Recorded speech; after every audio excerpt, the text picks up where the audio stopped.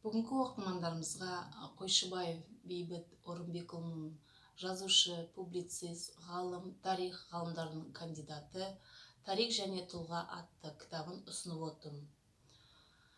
Кірпиязда ақсүйек ағылшын халқының ең дұрыс саясат әділдік пен тұрақтылық деген қанатты сөзі бар.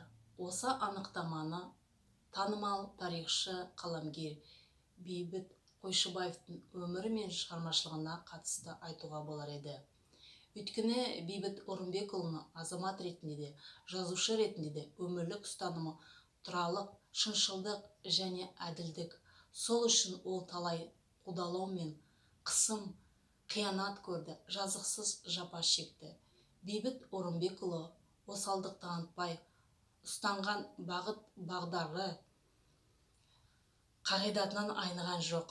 Жазушы Бейбіт Қойшыбаевтың қаламынан туған «Ай нұры», «Алтын діңгек», «Дүние кілті», «Сен ғана», «Қарқара»,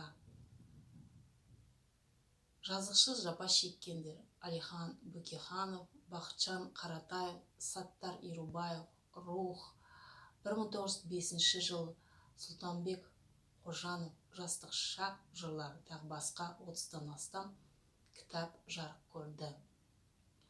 Аттарынан да аңғарылып тұрғандай, мұның бір қатар тарих танымдық тақырыптарға арналған.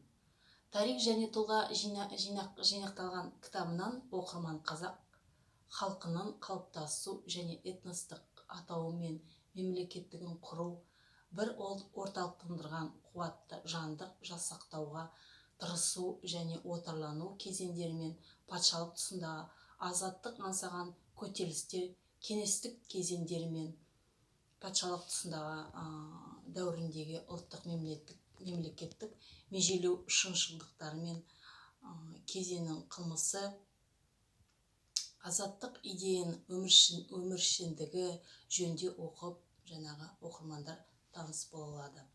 Қазақ халқының көрнекті тұлғалары жайында зерттеулер енген. Тоталитаризм дәуірінде орын алған саяси қуғын-сүргіннің шынайы болмысы 80 жыл үлгерді.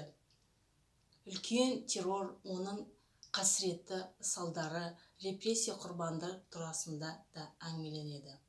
Ұзақ жылдарға созылған отаршылдық заманнан соң қазақтың елдігін тұңғыш жаңғырған Алаш Орданың ғасырлық мерейтойына орай әзірленген бұл кітап зерттеушілерге, тарихшыларға, студенттермен және оқушыларға отанымыздың тарихы мен ең бастысы бұл еңбектердің қай-қайсысына да автордың жазушылық кредосы, азаматтық ұстанымы, өмірлік қағидаты туралы мен шыншылдығы байқалады.